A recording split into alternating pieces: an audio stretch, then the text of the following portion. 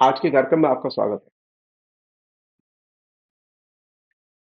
आज हम बात करेंगे कि ये जो सनातन धर्म का जो बिगुल बजाए हुए हैं आरएसएस के लोग, और योगी उसमें अग्रणी है, मोहन भागवत है, बीच बीच में मोदी और उनके साथ के लोग भी आते हैं। लेकिन योगी खासतौर पर बहुत ही अग्रणी ढंग से सनातन धर्म का बिगुल बजाए। सनातन धर्म का बिगुल बजाने का अर्थ है कि आप वो अंबेडकर को नहीं मानते। अंबेडकर की जितनी भी समीक्षा है हिंदू धर्म को लेकर, वो बेसिकली सनातन धर्म को लेके है। ये गलतफहमी नहीं होनी चाहिए हम लोगों को। पहले मैं योगी ने क्या कहा है मैं इसकी बात करूंगा, उसके बाद में इसके जो पहलू है और पर्त है उन्हें खोलने की कोशिश करूंगा मैं आपसे। ये 20 दिसंबर 2024, यानी कल, योगी ने कहा कि सनातन धर्म सुरक्षित है तो सभी सुरक्षित है। सनातन धर्म ही ऐसा धर्म है जिसने हर मत और मजहब को विपत्ति के समय शरण दी। लेकिन क्या कभी हिंदुओं के साथ ऐसा हुआ? बांग्लादेश में, उससे पहले पाकिस्तान और अफगानिस्तान में हुआ। वो आगे कहते हैं, मैं पूछना चाहता हूं कि देश में सनातन धर्म के गौरव स्थलों को नष्ट करने वाले लोग कौन थे और इन्होंने ऐसा क्यों किया? आखिर इसके पीछे क्या मंशा थी? ये जो स्टेटमेंट है, ये स्टेटमेंट अपने आप में ही प्रॉब्लमेटिक है, समस्या मूलक है। और ये स्टेटमेंट इस बात को दर्शाता है कि सनातन धर्म की, एक तो पहली बात तो ये कि आ, सही समझ नहीं है।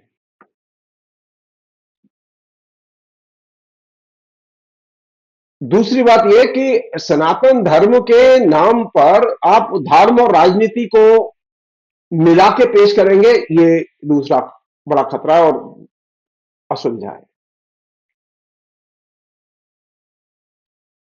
सनातन धर्म कोई पॉलिटिकल धर्म नहीं था पहले। सनातन धर्म के जो प्रचारक थे वे राजनीति का प्रचार नहीं करते थे।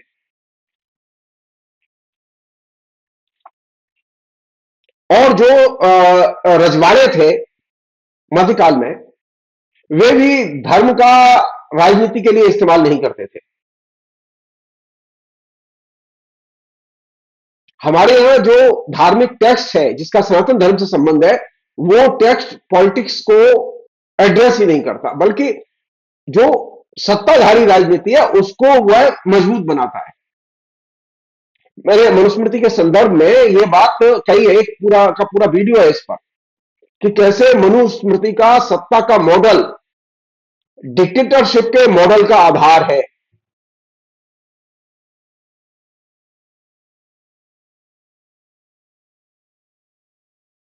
अब हम उस बुनियादी बात पर आते हैं कि सनातन धर्म सुरक्षित है तो सब सुरक्षित है। सनातन धर्म सबको सुरक्षा की गारंटी नहीं देता, यह गलतफहमी है।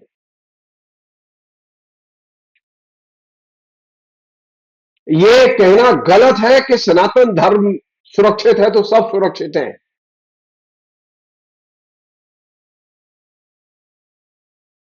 क्योंकि सनातन धर्म भेद की दीवारों पर टिका हुआ है, अनटचेबिलिटी पर टिका हुआ है और विषमता पर टिका हुआ है। इसलिए सनातन धर्म को लोगों ने टाइम टू टाइम रिजेक्ट किया। सनातन धर्म जो हाशिए पर गया, इसे हाशिए पर ले जाने में तो मुसलमानों की कोई भूमिका नहीं थी, मुस्लिम शासकों की कोई भूमिका नहीं थी। हिंदुओं ने ही सनातन धर्म को धीरे धीरे छोड़ दिया। कोई शैव बन गए, कोई बौद्ध बन गए, कोई और संप्रदाय में चले गए, कुछ लोग शक्ति संप्रदाय में चले गए, कुछ लोग नाथ और सिद्धों के संप्रदाय में चले गए। सनातन धर्म को छोड़ने वाले लोगों की संख्या हमेशा ज्यादा रही है। सनातन धर्म अल्पसंख्यक धर्म रहा है। यह गलतफहमी दिमाग से निकाल देनी चाहिए कि सनातन धर्म जो है वो बहुसंख्यकों का धर्म है।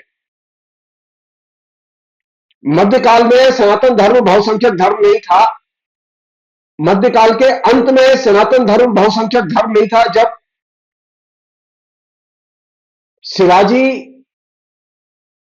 हिंदुत्व का बिगुल बजा रहे थे, उनके गुरु हिंदुत्व की और सनातन धर्म की प्रतिष्ठा में लगे हुए थे, उस समय भी सनातन धर्म बहुमत का धर्म नहीं था। यहां तक कि शंकराचार्य के जमाने में भी सनातन धर्म बहुमत का धर्म नहीं था। भारत में कभी भी सनातन धर्म बहुसंख्यक जनता का धर्म नहीं रहा है, अधिकांश लोगों का धर्म नहीं रहा है, बल्कि बहुत कम लोगों का धर्म रहा है। ये संख्या कमोबेश घटती बढ़ती रही है, लेकिन वे रहे अल्पसंख्यक हैं हमेशा। और यही वजह है कि इस समय भी सनातन धर्म अल्पसंख्यक धर्म है, वो बहुसंख्यक जनता का धर्म नहीं है।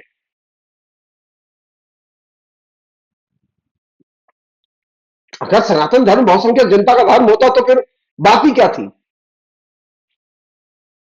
बहुसंख्यक हिंदू वो सनातन धर्म की तमाम मान्यताओं को, नीतियों को, नियमों को नहीं मानते।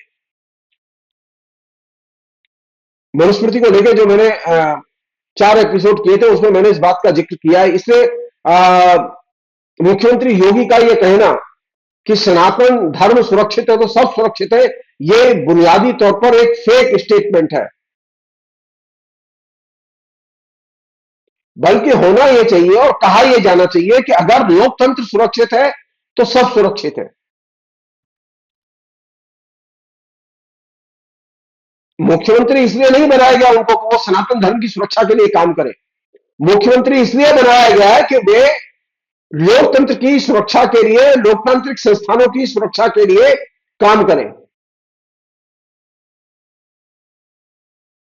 मुख्यमंत्री का मतलब यह नहीं है कि वो सनातन धर्म का मठाधीश है। नहीं, सनातन धर्म में कोई मठाधीश नहीं है। कुछ मायने में वो एकदम बिखरा हुआ धर्म है, उसमें तरह तरह के लोग हैं, एक जैसी विचारधारा के लोग नहीं है। तो ये जो सनातन धर्म का जो नया प्रोपेगेंडा आरएसएस ने शुरू किया है, जिसको कि बीच बीच में मुख्यमंत्री योगी और दूसरे लोग हवा देते रहते हैं, इसका एकमात्र कारण यह है कि सनातन धर्म एक तरह से अपनी अंतिम सांसें ले रहा है। अगर अंतिम सांसें नहीं ले रहा होता तो ये लोग इतनी चीख पुकार नहीं करते।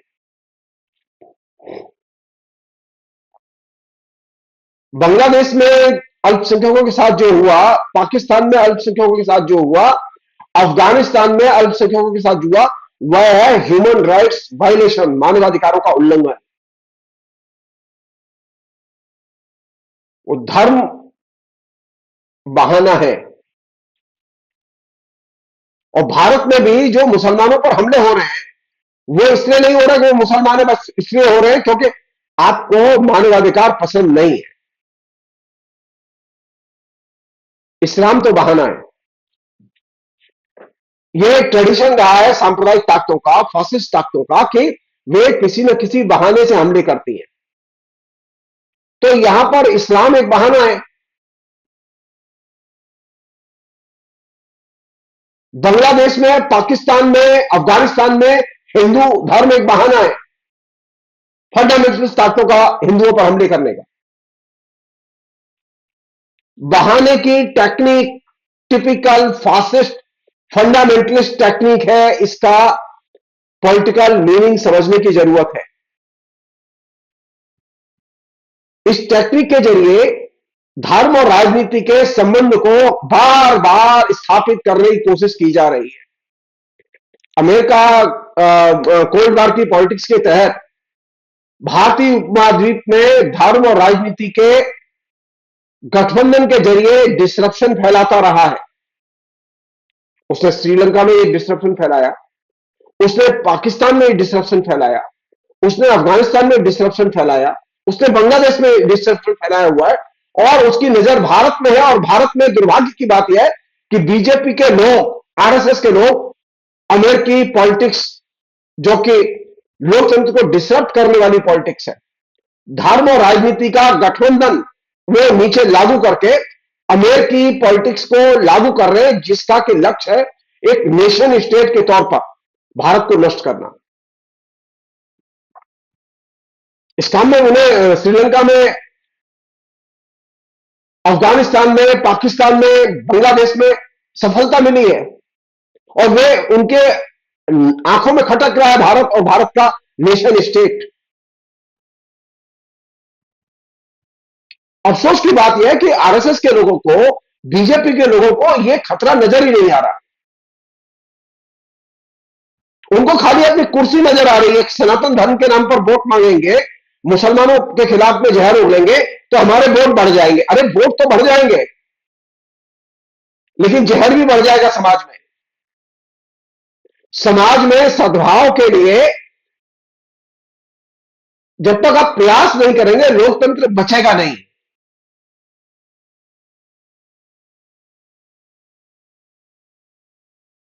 और दूसरी बात यह है कि जब सारे लोग बहस कर रहे हो अंबेडकर के दृष्टिकोण को लेकर, संविधान के नजरिए को लेकर, तो उस समय सनातन धर्म की बात करना, और वो भी उत्तर प्रदेश के मुख्यमंत्री के मुंह से, इसका मतलब यह है कि आप जो अंबेडकर ने आलोचना लिखी है, उस आलोचना को आप स्वीकार नहीं करते। क्या आलोचना लिखी है अंबेडकर ने?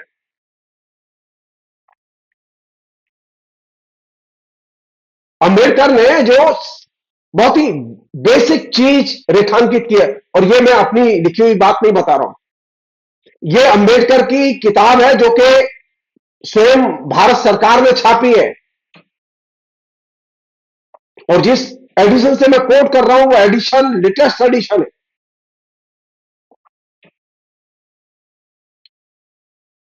पुस्तक का नाम है हिंदुत्व का दर्शन। योगी के पास पढ़ने की फुर्सत नहीं है, क्योंकि नोट गिनने और वोट गिनने से फुर्सत मिले तो किताब पढ़े।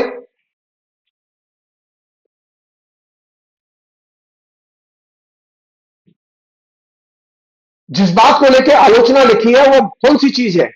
वो हिंदू दर्शन, हिंदू धर्म, इन दोनों की आलोचना कर रहे हैं। उन्हें दो कसौटी प्रस्तावित की है हिंदू धर्म को और हिंदू दर्शन को देखने के लिए। उनका कहना है, कोट, हिंदू धर्म के दर्शन के परीक्षण के लिए मैं न्याय को कसौटी तथा उपयुक्तता को कसौटी, इन दोनों कसौटियों को लागू करना चाहूंगा। प्रथम न्याय की कसौटी को लागू करूंगा। ऐसा करने से पहले मैं न्याय के तत्व से मेरा क्या तात्पर्य है या क्या अर्थ है, यह बात स्पष्ट करना चाहूंगा। इसकी व्याख्या प्रोफेसर बर्गवान से अच्छी किसी ने नहीं की है। जैसा कि उन्होंने बताया है, न्याय का सिद्धांत एक सारभूत सिद्धांत है और उसमें लगभग सभी सिद्धांतों का समावेश है जो नैतिक व्यवस्था का आधार बने हैं। न्याय ने सदा ही समानता तथा क्षतिपूर्ति के सिद्धांत को प्रतिपादित किया है। निष्पक्षता से समानता उभरी है। नियम और नियमन, न्यायपूर्ण और नीति परायणता, ये मूल्य के रूप में समानता से जुड़े हुए। यदि सभी मनुष्य समान हैं, तब वे सभी एक समान तत्व के हैं और यह समान तत्व उन्हें समान मौलिक अधिकार तथा समान स्वतंत्रता के योग्य बनाता है।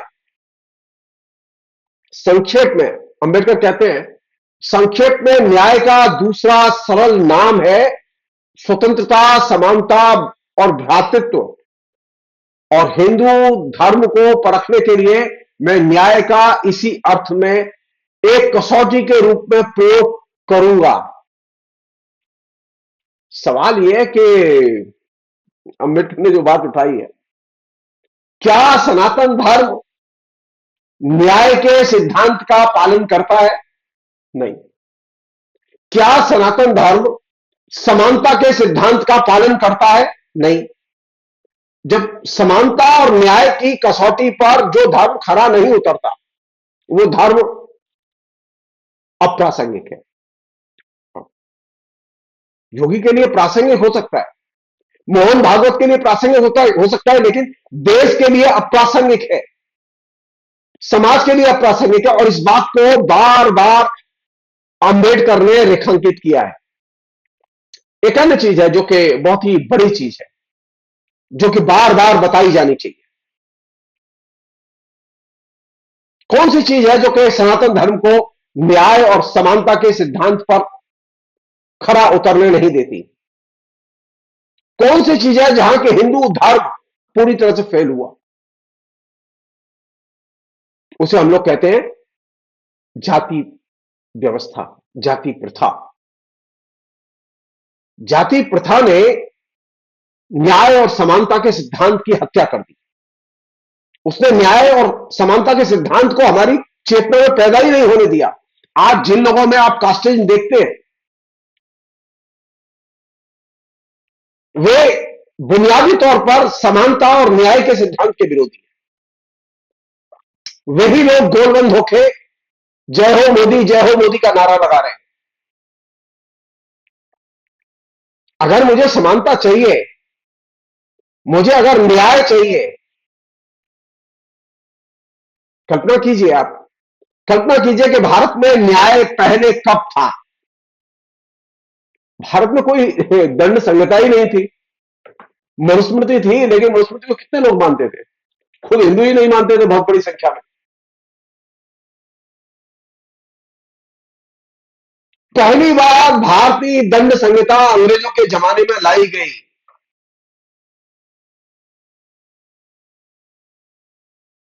पहली बार लोकतंत्र जब आया तो हमारे देश में समानता की नींव रखी गई। तो लोकतंत्र के बिना आप देश का विकास नहीं कर सकते। आप लोकतंत्र की रक्षा के लिए चुने गए, सनातन धर्म की रक्षा के लिए मुख्यमंत्री नहीं चुने गए। सनातन धर्म की रक्षा के लिए बीजेपी के लोग एमपी, एमएलए या मिनिस्टर नहीं चुने गए। सनातन धर्म उनकी व्यक्तिगत चीज है, वे परिवार में उसका खूब पालन करें, कोई दिक्कत नहीं है। लेकिन जब वे सनातन धर्म के नाम पर राजनीतिक प्रचार अभियान चलाते हैं, तो वे अपनी उस ओथ, उस शपथ का उल्लंघन करते हैं जो कि एक नागरिक को संविधान दिलाता है।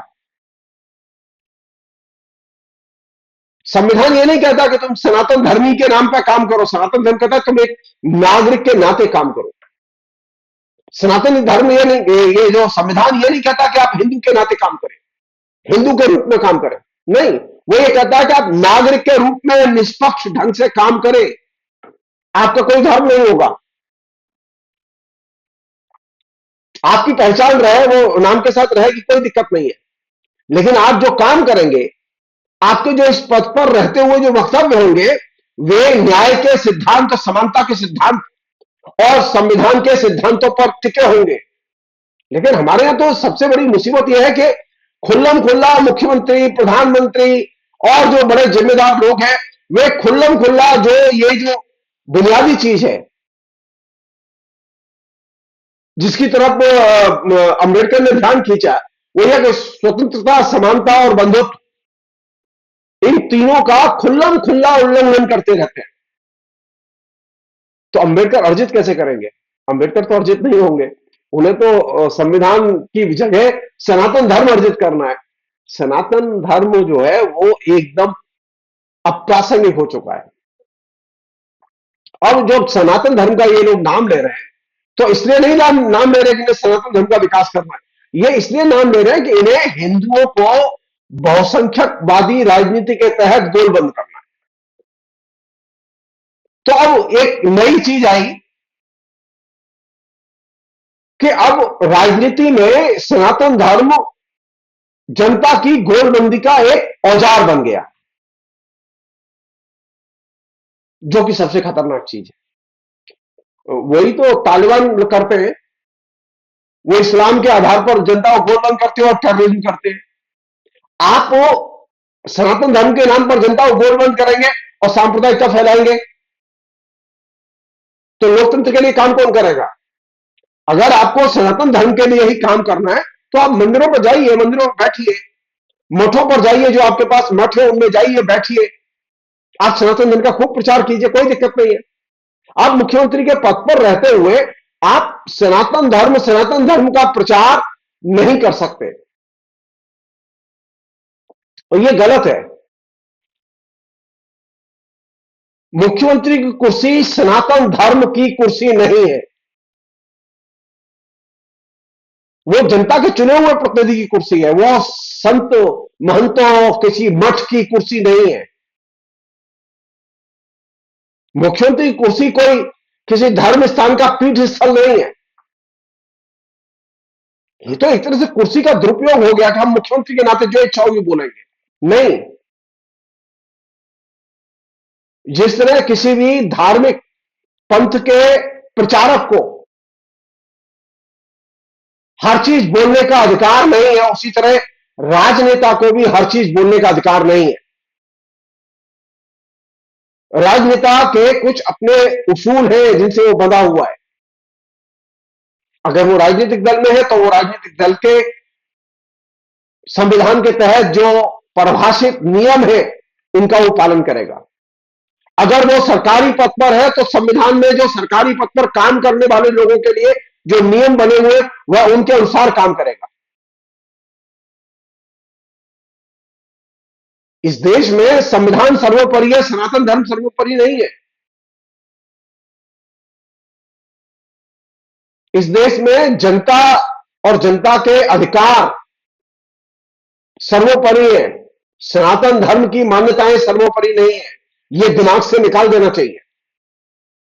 सारी मुसीबत की जड़ यही है कि हम उपभोग करेंगे जनाधिकारों का और जनता पर थोपेंगे सनातन धर्म।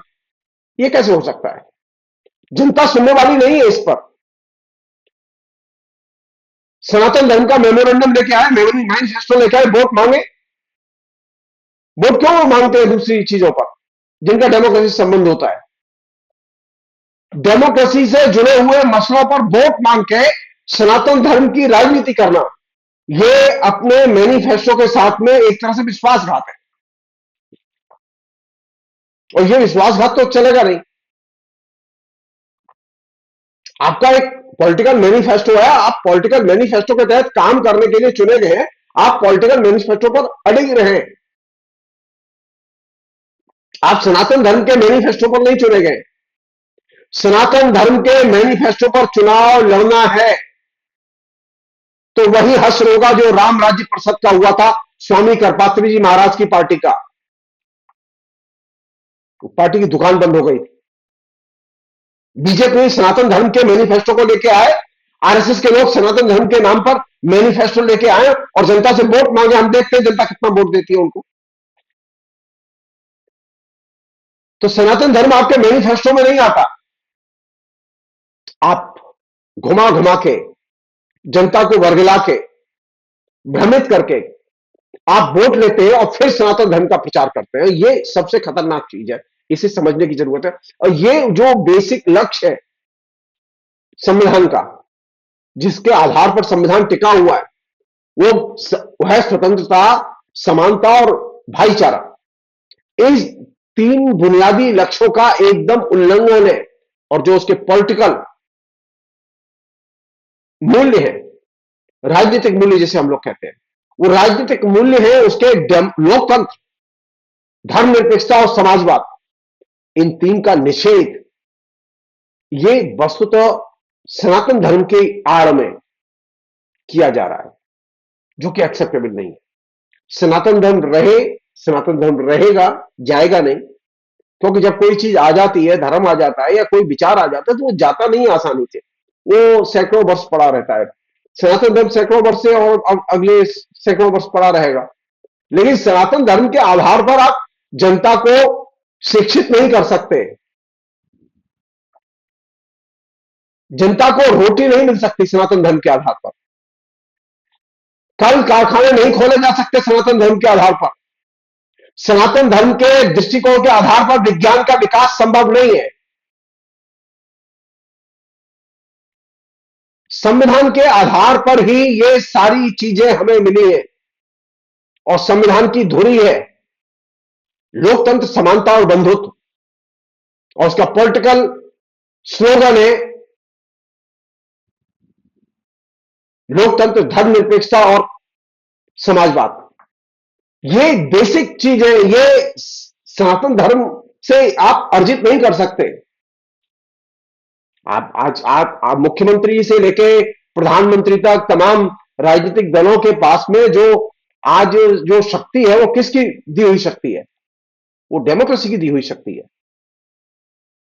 वो सनातन धर्म की दी हुई शक्ति नहीं है, या किसी भी धर्म की दी हुई शक्ति नहीं है। आज जो मुख्यमंत्री बने हैं वो सनातन धर्म की वजह से मुख्यमंत्री नहीं बने। योगी या बीजेपी का कोई भी मुख्यमंत्री, वो मुख्यमंत्री बना है डेमोक्रेसी और संविधान में उल्लिखित अधिकारों की वजह से। हमारे सनातन धर्म के धर्म ग्रंथों में तो मुख्यमंत्री का प्रावधान ही नहीं है, प्रधानमंत्री का प्रावधान नहीं है, और जिनका प्रावधान है वहां इनका प्रवेश निषेध है। सनातन धर्म में योगी जिस नाथ संप्रदाय से आते हैं, वह नाथ संप्रदाय की परंपरा सनातन धर्म की विरोधी परंपरा रही है। गुरु गोरखनाथ ने सनातन धर्म का जम के विरोध किया था, रिकॉर्ड है ये दिमाग से निकाल दें, ये दिमाग से निकाल दें कि हम गुरु गोरखनाथ की गद्दी पर तो बैठेंगे, लेकिन बाहर प्रचार हम सनातन धर्म का करेंगे। ये तो गजब गुरु गोरखनाथ के अनुयायी का मतलब खेल है। गुरु गोरखनाथ ने एक एक बुनियादी चीज सनातन धर्म की, उसके खिलाफ सवाल खड़े किए और नाथ संप्रदाय का और सिद्धों के संप्रदाय का विकास किया। सनातन धर्म का विकास नहीं किया। तो वोट की राजनीति के लिए आप सनातन धर्म की बात करेंगे और धंधे के लिए योगी। वाह, कमाल है। अपने बढ़िया डिवीजन अपने पर है, जनता का जीवन भले ही तबाह हो जाए। नहीं, बेहतर यह है कि मुख्यमंत्री की कुर्सी पर रहते हुए धर्म की गुहार न लगाई जाए। मुख्यमंत्री की कुर्सी, एमएलए की कुर्सी, सांसद की कुर्सी धर्म की कुर्सी नहीं है। वो किसी भी पार्टी का एमएलए एमपी हो, मंत्री हो, मुख्यमंत्री हो, प्रधानमंत्री हो, उसकी जिम्मेदारी है कि वो धर्म की गुहार लगाना बंद करे। धर्म की गुहार वो भी मुख्यमंत्री की कुर्सी से लगाना, धर्म की गुहार वो भी सत्ता के शिखर से लगाना, वो संविधान विरोधी है और इससे बचा जाना चाहिए। इससे डेमोक्रेसी क्षतिग्रस्त होती है और अंबेडकर का सपना चूर चूर होता है। दुर्भाग्य की बात है कि जो अंबेडकर के सपने के खिलाफ है, वे अंबेडकर के लिए माथा लेके खड़े हुए। अंबेडकर अगर आज होते तो सबसे पहले डिसोन करते, और अंबेडकर की आज अगर उपस्थिति होती और वे आज हिंदुत्व का दर्शन नामक पुस्तक लिखते तो वे जेल में होते। योगी उनको यूएपीए में डाल के बंद कर देते। अंबेडकर के पास में इतनी क्षमता नहीं होती कि वे जेल से निकल आते।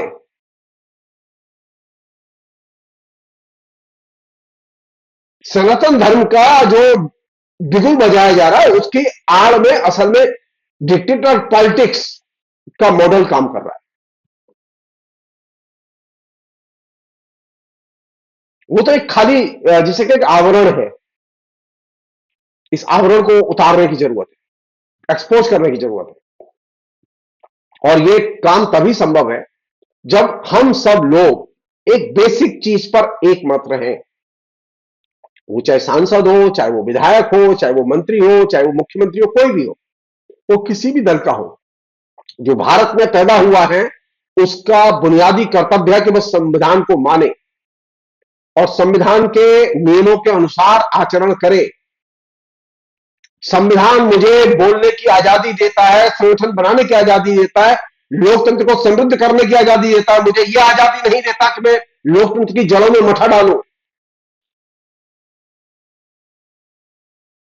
संविधान मुझे धर्म के प्रचार की आजादी देता है, लेकिन वह धर्म का प्रचार जो दूसरे धर्म को के प्रति नफरत पैदा करे, इसकी मुझे स्वतंत्रता नहीं देता। तो संविधान की बेसिक स्पिरिट यह है कि व्यक्ति को धर्म के आधार पर न देखा जाए, व्यक्ति को व्यक्ति की तरह, मनुष्य की तरह देखा जाए। और यह चीज आधुनिक भारत के निर्माण के लिए बेहद जरूरी है। फिलहाल इतना ही। बहुत बहुत शुक्रिया। Thank you.